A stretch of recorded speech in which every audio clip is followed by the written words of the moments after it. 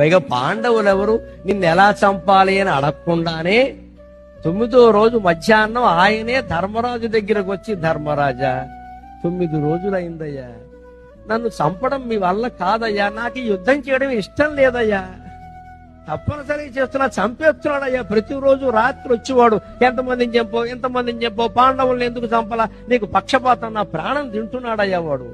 వాడు ఉప్పు తిన్న పాపానికి సింహాసనాన్ని కాపాడతానని నేను ప్రతిజ్ఞ చేసిన పాపానికి సింహాసనం మీద గుడ్డివాడైనా, దుర్మార్గుడైనా, పుత్ర వ్యామోహపరుడైనా ఎవడైనా ధృతరాష్ట్రుడు ఉన్నాడు. అయినా నా ధర్మం ఆ సింహాసనాన్ని కాపాడడం. నేను నా తల్లి సాక్షిగా ప్రమాణం చేశా. ఆ ప్రమాణానికి కట్టుబడి నేను కౌరవ పక్షంలో యుద్ధం చేశాను. గాని ధర్మరాజా, నాకు ఇష్టం లేదయ్యా.